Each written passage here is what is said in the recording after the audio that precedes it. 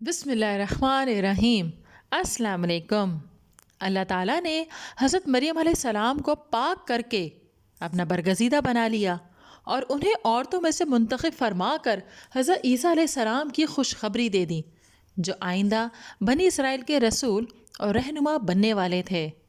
ارشاد ربانی ہے۔ اور جب فرشتوں نے مریم سے کہا کہ مریم، اللہ نے آپ کو برگزیدہ کیا ہے اور پاک بنایا ہے اور جہاں کی عورتوں میں منتخب کیا ہے، مریم اپنے پروردگار کی فرما برداری کرنا اور سجدہ کرنا اور رکوع کرنے والوں کے ساتھ رکوع کرنا۔ اے محمد صلی اللہ علیہ وسلم، یہ باتیں اخبار غیب سی ہیں جو ہم تمہارے پاس بھیجتے ہیں۔ اور جب وہ لوگ اپنے قلم ڈال رہے تھے کہ مریم کا کفیل کون بنے، تو تم ان کے پاس نہیں تھے اور نہ اس وقت ہی ان کے پاس تھے جب وہ آپس میں جھگڑ رہے تھے۔ وہ وقت بھی یاد کرنے کے لائق ہے جب فرشتوں نے مریم سے کہا کہ اے مریم علیہ السلام، اللہ آپ کو اپنی طرف سے ایک فیض کی بشارت دیتا ہے جس کا نام مسیح اور مشہور عیسیٰ ابن مریم ہوگا، اور جو دنیا اور آخرت میں باآبرو اور اللہ کے خاصوں میں سے ہوگا، اور ماں کی گود میں اور بڑی عمر کا ہو کر، یعنی دونوں حالتوں میں لوگوں سے یکساں کلام کرے گا اور نیکوکاروں میں ہوگا۔ مریم علیہ السلام نے فرمایا کہ پروردگار، میرے ہاں بچہ کیسے ہوگا کہ کسی انسان نے مجھے ہاتھ تو لگایا نہیں؟ فرمایا کہ اللہ اسی طرح جو چاہتا ہے پیدا کرتا ہے۔ جب وہ کوئی کام کرنا چاہتا ہے تو ارشاد فرماتا ہے کہ ہو جا، تو وہ ہو جاتا ہے۔ اور وہ انہیں لکھنا، پڑھنا اور دانائی اور تورات اور انجیل سکھائے گا، اور عیسیٰ بنی اسرائیل کی طرف پیغمبر ہو کر آئیں گے اور کہیں گے کہ میں تمہارے پاس تمہارے پروردگار کی طرف سے نشانی لے کر آیا ہوں، وہ یہ کہ تمہارے سامنے مٹی کی مورت باشکل پرندہ بناتا ہوں، پھر اس میں پھونک مارتا ہوں تو وہ اللہ کے حکم سے سچ مچ پرندہ بن جاتا ہے، اور اندھے اور کوڑی کو تندرست کرتا ہوں، اور اللہ کے حکم سے مردے میں جان ڈال دیتا ہوں، اور جو کچھ تم کھا کر آتے ہو اور جو اپنے گھروں میں جمع کر رکھتے ہو سب تم کو بتا دیتا ہوں۔ اگر تم صاحب ایمان ہو تو ان باتوں میں تمہارے لیے اللہ کی ایک قدرت کی نشانی ہے، اور مجھ سے پہلے جو تورات نازل ہوئی تھی اس کی تصدیق بھی کرتا ہوں، اور میں اس لیے بھی آیا ہوں کہ بعض چیزیں جو تم پر حرام تھیں ان کو تمہارے لیے حلال کر دوں، اور میں تو تمہارے پروردگار کی طرف سے نشانی لے کر آیا ہوں، لہٰذا اللہ سے ڈرو اور میرا کہا مانو۔ کچھ شک نہیں کہ اللہ ہی میرا اور تمہارا پروردگار ہے، سو اسی کی عبادت کرو، یہی سیدھا رستہ ہے۔ ناظرین، یہ آیات سورہ آل عمران 42 تا 51 کی ہے۔ ان آیات میں اللہ تعالیٰ نے بیان فرمایا ہے کہ فرشتوں نے حضرت مریم علیہ السلام کو خوشخبری دی کہ اللہ تعالیٰ نے انہیں اپنے زمانے کی تمام عورتوں میں بلند مقام عطا فرمایا ہے، اور انہیں اس شرف کے لیے منتخب فرما لیا ہے کہ ان کے ذریعے سے اللہ بغیر باپ کے بچہ پیدا کرنے کی قدرت کا اظہار فرمائے گا۔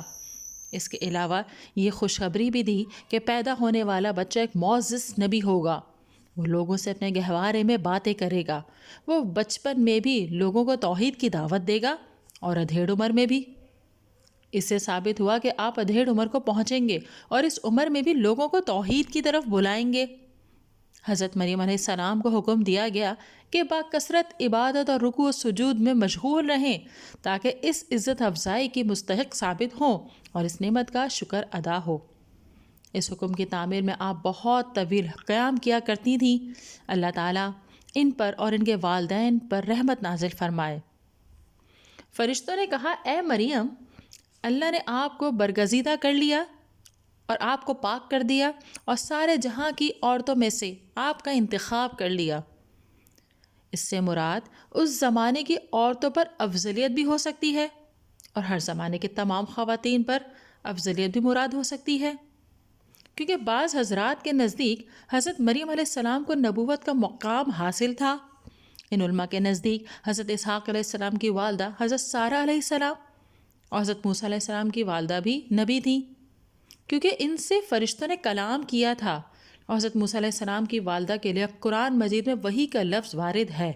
اس صورت میں آیت کا یہ مفہوم بھی لیا جا سکتا ہے کہ حضرت مریم علیہ السلام ان خواتین سے بھی افضل ہیں، تاہم امام ابو الحسن اشعری رحمۃ اللہ علیہ کے مطابق اکثر علماء کرام کا موقف یہ ہے کہ نبوت کا منصب مردوں کے لیے خاص ہے، لہٰذا آیت مبارک کا مطلب یہ ہوگا کہ اللہ تعالیٰ نے حضرت مریم علیہ السلام کو مقام صدیقیت کی حامل خواتین میں سب سے بلند مقام عطا فرمایا۔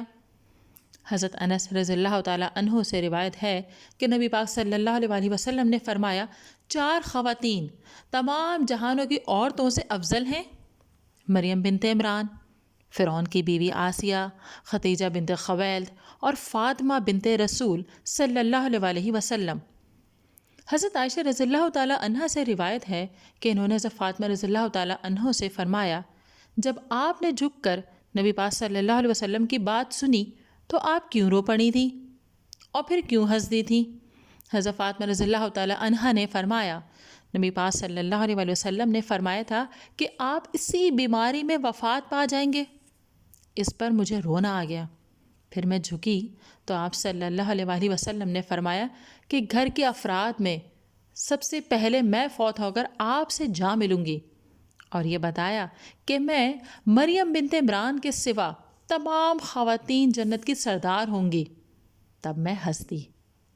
اس سے معلوم ہوا کہ مذکورہ بالا 4 خواتین میں سے حضرت مریم علیہ السلام اور حضرت فاطمہ رضی اللہ تعالیٰ عنہ کا درجہ زیادہ ہے۔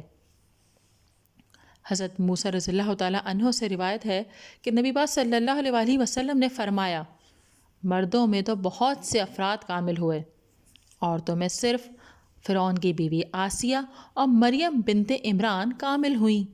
حضرت عائشہ رضی اللہ تعالیٰ عنہ دوسری عورتوں سے اس طرح افضل ہے جس طرح ثرید دوسرے تمام کھانوں سے افضل ہوتا ہے۔ کمال سے مراد غالباً اپنے اپنے دور میں کمال کا حصول ہے، کیونکہ ان دونوں خواتین نے ہونے والے نبیوں کی پرورش کی۔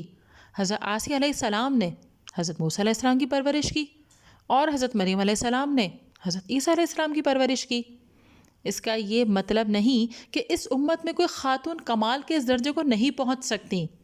حضرت خدیجہ رضی اللہ تعالیٰ عنہ اور حضرت فاطمہ رضی اللہ تعالیٰ عنہ با کمال ہے۔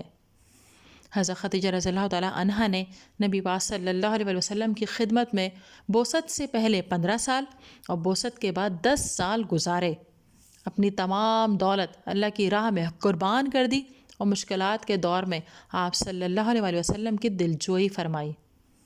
حضرت فاطمہ رضی اللہ تعالیٰ عنہ کو اپنی بہنوں پر یہ افضلیت حاصل ہے کہ انہیں نبی پاک صلی اللہ علیہ وسلم کی وفات کا صدمہ برداشت کرنا پڑا، جبکہ آپ کی دوسری بہنیں نبی پاک صلی اللہ علیہ وسلم کی زندگی میں فوت ہو چکی تھیں۔ حضرت عائشہ رضی اللہ تعالیٰ عنہ کو یہ شرف حاصل ہے کہ آپ نبی پاک صلی اللہ علیہ وسلم کی محبت میں سے وافر حصہ ملا تھا۔ آپ کے سوا کوئی ام المومنین کنواری ہونے کی حالت میں نبی پاک صلی اللہ علیہ وسلم کے نکاح میں نہیں آئیں۔ جب منافقوں نے آپ کی عزت پر انگشت نمائی کی تو اللہ نے قرآن مجید میں آپ کی بریت نازل فرمائی۔ آپ صلی اللہ علیہ وسلم کی رحلت کے بعد تقریباً 50 سال زندہ رہیں۔ اس دوران میں آپ قرآن و سنت کی تبلیغ میں مشغول رہیں۔ مشکل شرعی مسائل میں آپ فتووں کے ذریعے سے امت کی رہنمائی فرماتی رہیں اور اختلاف پیدا ہونے کی صورت میں صلح کرواتی رہیں۔ اس لیے بعض علماء کرام نے ام المومنین حضرت عائشہ رضی اللہ تعالیٰ عنہ کو ام المومنین حضرت خدیجہ رضی اللہ تعالیٰ عنہ سمیت تمام امہات المومنین سے افضل قرار دیا ہے، تاہم حضرت خدیجہ رضی اللہ تعالیٰ عنہ اور حضرت عائشہ رضی اللہ تعالیٰ عنہ کو ایک دوسرے سے افضل قرار دینے کے مسئلے میں خاموشی ہی بہتر ہے۔